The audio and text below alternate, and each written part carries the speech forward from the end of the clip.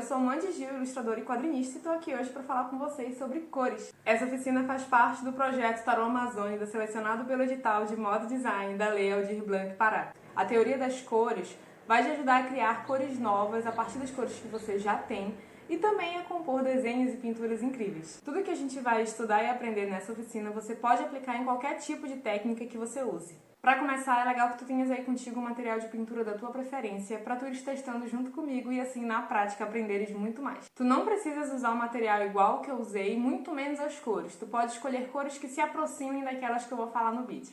Então vamos começar? Vamos começar a nossa oficina então falando um pouco de sistemas de cores.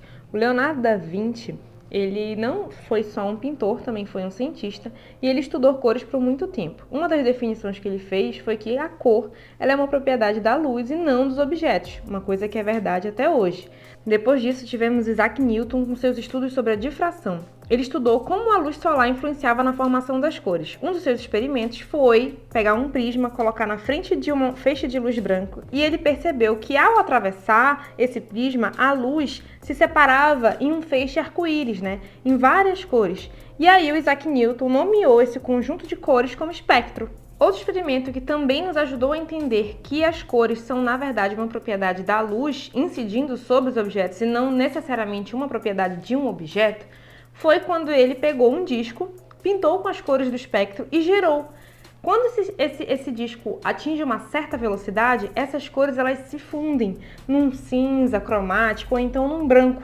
Alguns cientistas ainda acreditavam antes desse experimento que as cores, na verdade, eram uma propriedade física do objeto. E, na verdade, as cores são o resultado de como a luz é refletida pelos objetos. O resultado desse experimento vai nos ajudar a entender, dentro dos sistemas de cores existentes, por que Leonardo da Vinci considerava como as cores primárias o amarelo, vermelho e o azul. Porque naquela época, quando ele fazia os estudos de cores, ele fazia esses estudos à luz de velas, em boa parte do tempo. E a luz de vela ela é uma luz amarelada. Então, os objetos, que eram, na verdade, de tons puros, eles sempre tinham uma influência do amarelo. Esse sistema ele é ultrapassado. Atualmente, a gente divide as cores em primárias, secundárias, terciárias e neutras. Nas primárias, elas são subdivididas em aditivas, que são consideradas as cores luz, e nessas cores a gente tem como cores primárias o vermelho, o verde e o azul, formando assim o sistema RGB, Red, Blue e Green, que são as cores em inglês. E temos também dentro das primárias as subtrativas, ou então cores pigmentos. Elas são divididas em cian, que é como se fosse um azul mais puro, o magenta e o amarelo. Além disso, nós temos também uma quarta cor, que é o preto, e ele entra para alterar o valor tonal das cores. Esse é o sistema CMYK. Então, dentro das primárias nós temos as aditivas, que são cores luz. E por que a gente chama de cores luz? Porque essas cores elas são usadas nos meios digitais, nos nossos celulares, nas nossas TVs, e elas são literalmente pontos de luz que, quando se unem, formam outras cores. Por isso que elas são as cores primárias.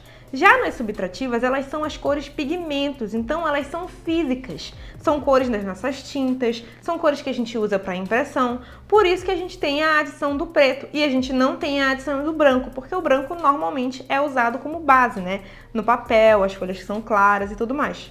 Sendo assim, esses dois sistemas são verdadeiros, eles só são aplicados em meios diferentes.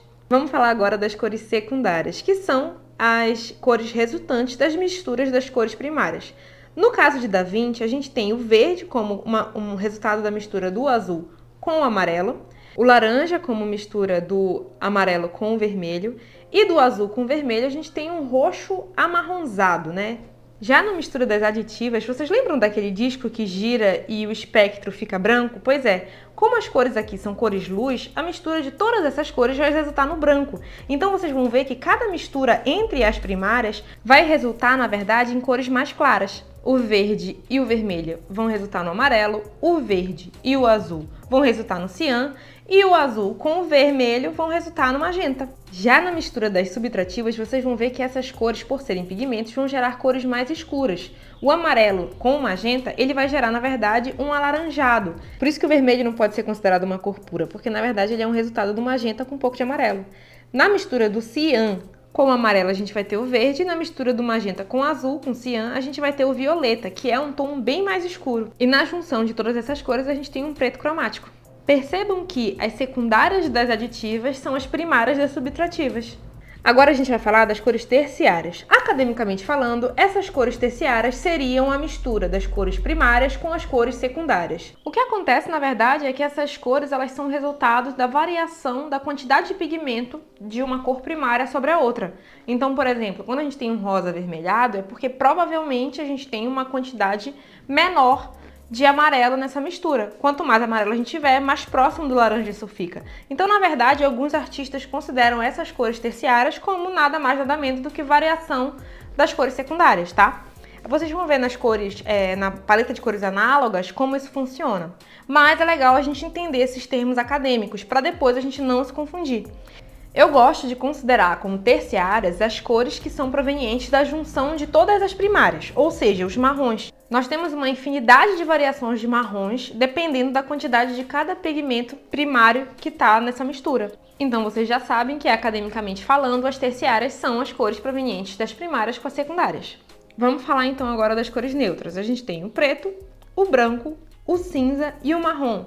Só que a gente não tem apenas um tom de cinza e um tom de marrom. A gente tem os cinzas e marrons cromáticos, que são cores que derivam de misturas com as cores primárias. Então a gente vai ter marrom, que é mais rosado, marrom amarelado, assim como a gente vai ter cinzas quentes e cinzas frios. O uso de tons neutros cromáticos traz muita interessância para o desenho. A gente vai falar agora do triângulo de Getty. O triângulo de Getty, ele é mais interessante para a gente que é artista do que o círculo cromático, porque ele traz justamente esses marrons cromáticos. E os marrons, eles são fundamentais para a gente pintar. O branco e o preto, eles vão entrar como valor tonal e a gente vai ter 3 cores primárias, 3 cores secundárias e 3 marrons. Nesses 3 triângulos que estão nas pontas, a gente vai inserir as cores primárias, o amarelo, o magenta e o cian. Eu estou usando esse kit da QGA que já vem com os tons semic, que vem preto, cian, amarelo, magenta e o branco.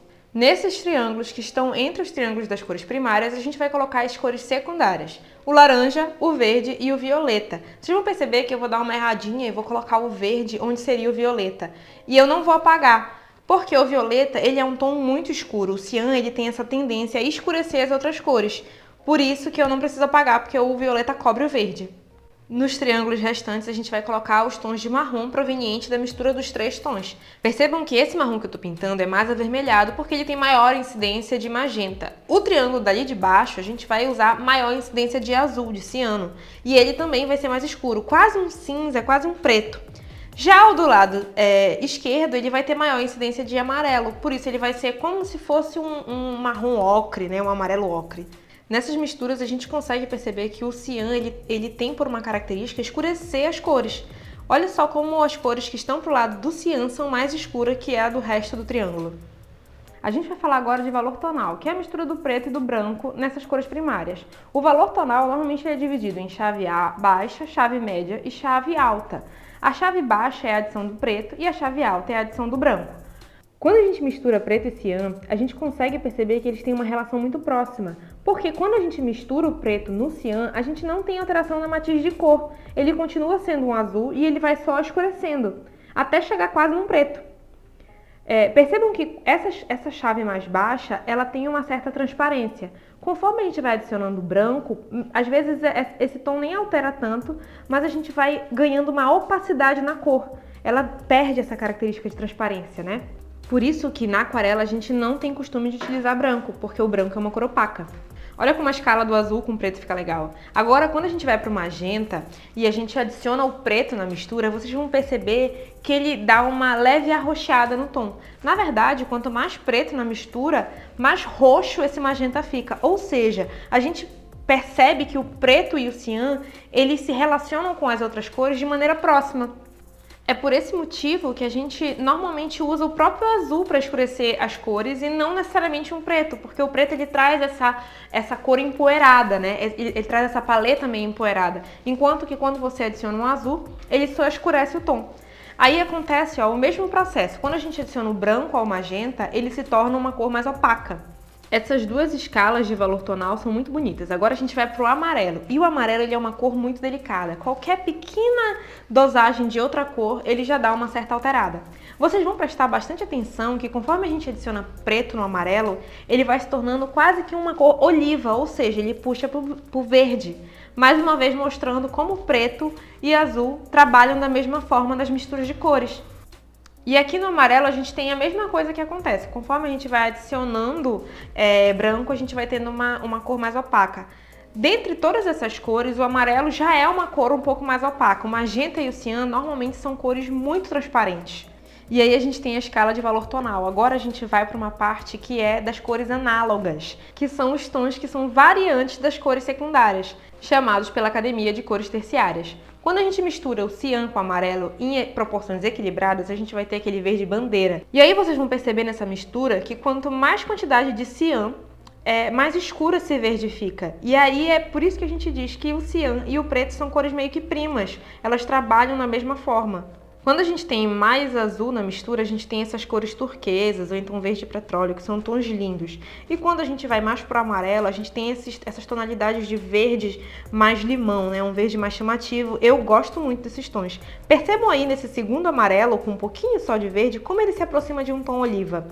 Quando a gente adiciona branco nessas tonalidades, a gente consegue alcançar esses tons meio que pastéis, né? Percebam que a gente nem tem uma abertura tão grande assim de tom, né? A chave nem fica tão alta, eu deixei numa chave média. Mas a gente tem uma adição de opacidade e também os tons eles ficam um pouco mais calmos, né? Já quando a gente adiciona um preto nessa mistura, ali a gente se aproxima muito daquele valor tonal do amarelo com preto, nessas primeiras cores que a gente tem aí. E ele vai evoluindo para esse oliva até se tornar um verde oliva mesmo. E aí a gente tem os verdes petróleos e parece que quanto mais preto na mistura, mais azul fica esse resultado. Agora indo para as cores análogas do magenta e do cian, a gente vai achar os violetas. E o violeta puro a gente só consegue encontrar nessa mistura, porque quando a gente usa o vermelho, por ele ter uma incidência de amarelo, a gente acaba tendo um tom meio amarronzado. Percebam como o violeta ele é um tom escuro. Vocês vão perceber que uma misturinha do magenta, ele faz com que esse tom fique até mais escuro que o próprio cian. É daí que sai o azul, na mistura de um pouquinho de magenta com a maior quantidade de cian. E percebam que em comparação à mistura com o amarelo, essa paleta ela é muito mais transparente, né? As cores são mais translúcidas. Quando a gente adiciona branco, a gente vai ganhar uma certa opacidade. Esse tipo de estudo é muito importante para a gente conseguir entender como alterar o matiz de cada cor misturando as outras cores nela. A quantidade, porque nem sempre a gente vai ter as cores puras, como eu estou usando aí. Na minha aquarela, por exemplo, eu não tenho cores puras, eu sempre utilizo cores aproximadas. Percebam aí como a paleta que a gente tem o branco, ela fica bem opaca, e a paleta em que a gente tem o preto, ela dá uma escurecida, a gente tem uns tons empoeirados, inclusive tons que eu amo, acho lindos, mas a gente tem cores mais transparentes. E aí, quando a gente mistura o magenta com o preto, a gente tem tons de roxo. E agora a gente vai entrar na minha paleta favorita, que é a do amarelo com magenta. Daí a gente vai ter os vermelhos e os laranjas e também alguns marrons muito interessantes. Quando a gente mistura amarelo, percebam aí que o meu pincel tá um pouco sujo e o amarelo, por ser delicado, já teve uma alteração no tom. Quando a gente mistura o amarelo com magenta, a gente consegue um laranja. E quanto mais magenta nessa mistura, a gente vai tendo os vermelhos. Percebam que pro lado esquerdo, ó, a gente tem vermelhos mais alaranjados e vermelhos mais rosados. Por isso que a gente precisa, quando for usar um vermelho numa mistura para conseguir um roxo, por exemplo, a gente precisa usar um vermelho que tenha maior quantidade de magenta na sua mistura. O violeta puro, como dito na paleta anterior, a gente só consegue a partir do magenta com cian ou com azul. Mas a gente consegue sim criar tons lindos de violeta e roxos a partir de um vermelho rosado. Então é por isso que a gente precisa estudar essas paletas de cores análogas, porque a gente vai entender como fazer as substituições caso a gente não tenha esses tons puros. Percebam que quando a gente adiciona o branco, a gente consegue alguns tons de salmão, alguns tons de bege. Aí agora, quando a gente adicionar o preto nessa paleta, a gente vai ter uma variedade muito bonita de tons de marrom. E é por isso que eu gosto tanto dessa paleta de cores análogas, porque a gente consegue criar cores incríveis só com ela. Agora a gente vai falar das cores complementares. As cores complementares, elas são cores que elas não têm interferência do pigmento de uma na outra. Aí vocês vão ver aí quando a gente pintar, que essas cores, elas geram contraste entre si. E é importante a gente estudar esse tipo de combinação, por quê? Porque às vezes a gente se prende demais à escala de valor tonal para criar contraste. Só que nem sempre a gente precisa usar apenas a escala de valor tonal. O que seria isso? Adição de branco ou de preto. A gente pode usar matizes diferentes de cores opostas que vão fazer com que esse contraste seja natural. Isso torna a pintura muito mais rica. Então é muito legal quando você utiliza cores complementares, por exemplo, para fazer luz e sombra. Agora falando no círculo cromático, as cores complementares são as cores que estão dispostas de forma oposta entre si. Então, por exemplo, você vê aí que esse roxo azulado ele está em contraponto ao amarelo, o turquesa em contraponto ao laranja e por aí vai. Então é legal a gente estudar esse tipo de combinação porque a gente consegue fazer contraste sem necessariamente usar preto e branco. É importante ressaltar também que todas as cores combinam entre si. Agora a gente vai falar dos cinzas cromáticos, e os cinzas, eles são riquíssimos, a gente consegue criar cinzas, inclusive, sem usar preto e branco. A gente pode só usar a mistura de todas as cores primárias, como eu falei anteriormente. E é legal o cinza porque a gente consegue entender o subtom das cores. Percebam que esse cinza que eu estou usando ali no meio, principalmente, ele está um pouco rosado, porque o meu godê estava com uma mancha de magenta, então ele acabou influenciando um pouco no resultado desse meu cinza. Mas eu vou misturar o cinza de novo para vocês verem e conseguirem comparar a cor de um cinza sem influência de outro tom. Olha aí como é diferente, tá vendo? E aí é legal a gente ressaltar que quando você for criar cinza a partir da mistura de todas as cores primárias, dificilmente você vai conseguir criar um cinza neutro. Você provavelmente vai criar cinzas mais azulados, mais rosados ou mais amarelados, dependendo da quantidade de pigmento da mistura, né? E aqui, nessa paleta de cinza, é quando a gente consegue ver claramente como o azul e o preto trabalham de forma próxima. Porque vocês percebem que essa paleta, na verdade, ela nem chega a ser um cinza. Ela parece muito mais uma paleta de cor, de valor tonal do azul. Na aquarela, é comum você ver pessoas não usando nem o preto e nem o branco nas misturas. O branco, como eu falei pra vocês, ele acaba por tornar a aquarela opaca. E esse preto puro, ele é uma cor muito forte, ele tem uma presença muito forte. Então, às vezes, é mais interessante para criar contrastes dentro da aquarela você utilizar o esquema de cores complementares e os cinzas cromáticos, porque dentro do cinza você consegue trazer essa relação de cor complementar.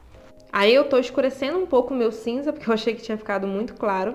É legal observar que a paleta pro lado direito ela é mais opaca e pro lado esquerdo, que tem mais quantidade de preto, ela é mais transparente, translúcida, né? Agora a gente está entrando nos cinzas que tem influência de magenta, e esses cinzas eles são mais arroxeados. Pra mim, é a minha paleta de cinza favorita, que é esse tom mais arroxeado. Eu gosto muito de utilizar roxo como sombra e normalmente o roxo é o melhor contraste que a gente tem para as luzes que são amareladas, alaranjadas. Prestem atenção ali no meu godê, como eu tenho o costume de criar os tons e as cores na hora. É importante a gente estudar esse tipo de mistura, construir esse tipo de paleta, porque assim você consegue recriar um tom sempre que você quiser. É muito difícil a gente trabalhar criando uma quantidade de tinta e usando ela durante todo o desenho, porque muitas vezes essa tinta pode secar, você pode precisar adicionar mais água e nisso você já perde a característica de cor que você tinha criado logo no início. Por isso que estudar a teoria da cor é importante fazendo isso na prática, né? Misturando cor, criando cor, porque assim você consegue reproduzir uma mesma cor várias vezes. Por isso que quando você assistir essa oficina, é legal que você assista ela colocando em prática tudo que foi dito aqui. Pode usar o material que você tiver em casa. Dessa forma, você vai entender como as cores que você tem se relacionam, mesmo que elas não sejam cor pura. E aí a gente vai ver que o cinza com influência de amarelo, ele se aproxima muito daquela paleta de valor tonal do amarelo que tem o acréscimo de preto. A diferença é que aqui no caso a gente também tem um acréscimo de branco, então a gente tem cores mais opacas. Essa é outra característica da paleta de cinza, porque quando você usar o branco na mistura, você vai sempre ter cores opacas. Então no caso da aquarela, se você quer um cinza, você vai precisar fazer esse cinza a partir da mistura de todas as cores. Agora que a gente já entendeu como funcionam os cinzas, a gente vai estudar os marrons. E os marrons são fundamentais para quem é artista e pinta, porque eles fazem parte, eles estão em quase tudo que a gente vê. Os marrons eles são criados a partir das 3 cores primárias. E aqui a gente pode sim acrescentar preto ou branco, mas eu acho que quando a gente acrescenta preto ou branco no marrom, a gente acaba por poluir esse marrom. Então o ideal é que a gente crie esses marrons a partir das misturas das 3 cores e que, se a gente quiser escurecer esse marrom, a gente use uma quantidade maior de cian, como vocês vão ver aí. Percebam que os subtons dos marrons eles vão ser definidos a partir da cor que está em maior quantidade nessa mistura. Por exemplo, esse primeiro marrom que eu fiz, ele tem uma maior quantidade de amarelo, então ele é um marrom mais alaranjado. Esse que eu fiz agora, ele é um pouco mais arroxeado, porque ele tem maior quantidade de magenta e azul. Quanto maior a quantidade de azul nesse magenta, mais próximo do preto cromático a gente fica. Os marrons são base para as peles que a gente vai criar, por isso que é muito importante estudar como essas cores se misturam. Antes da gente finalizar essa oficina, eu queria mostrar para vocês um pouquinho de algumas ilustrações que eu fiz utilizando paletas, tanto análogas quanto complementares. Nessa primeira ilustração, feita com pastel oleoso, na verdade todas que eu vou mostrar aqui são feitas com pastel oleoso, ela tem o contraste do laranja e azul, que são cores complementares. Perceba como fica legal o contraste feito entre o tom do fundo e o tom do centro do desenho. A segunda ilustração aqui, a gente percebe também o uso de cores complementares. A diferença é que aqui a gente tem, na verdade, um tom de marrom mais alaranjado, que é o tom da pele da personagem, mas a gente percebe que algumas iluminações foram feitas com tons de laranja e o fundo em tom violeta. Essas duas cores contrastam muito bem e ficam muito legais. Nessa outra ilustração aqui, a gente já utiliza uma paleta de cores análogas, porém feita de forma diferente. Em vez de a gente ir do azul para o amarelo, a gente está indo do laranja para o verde. Prestem bem atenção. A gente tem tanto uma mistura de um pouco de magenta, quanto uma mistura de um pouco de azul no amarelo. Então a gente está usando os dois lados das cores análogas do amarelo. Fica bem legal, né? E por último, a gente tem essa ilustração em que a gente tem uma mistura total das cores, né? Para vocês verem como é legal a gente usar várias cores no desenho, que a gente consegue fazer isso de uma forma que fique muito interessante. Nessa ilustração a gente consegue perceber bem claramente luz e sombra usando cores complementares. Percebam que todas as sombras que nós temos são arroxeadas e todas as luzes do rosto dela são mais amareladas, alaranjadas. Isso cria um contraste muito bonito e traz muita interessância ao desenho. Chegamos ao fim dessa oficina, mas não ao fim da teoria das cores, ainda tem muita coisa que você pode estudar. E eu vou te indicar alguns canais que tu podes continuar estudando sobre esse assunto. Várias coisas que eu falei nesse vídeo eu aprendi com o professor Davi Calil, que inclusive tem um canal no YouTube que ele fala mais de teoria das cores. Eu vou deixar o link do canal dele aqui embaixo na descrição. Caso tu tenhas alguma dúvida, tu pode deixar aqui nos comentários que eu vou responder com todo carinho, ou então me procurar nas minhas redes sociais. Lá eu também falo um pouco mais sobre teoria das cores e técnicas de desenho e posso te ajudar também. O link de todas as redes sociais, tanto do Mar quanto das outras artistas participantes desse projeto, vão estar aqui na descrição do vídeo. Eu espero que vocês tenham gostado e até mais. Tchau!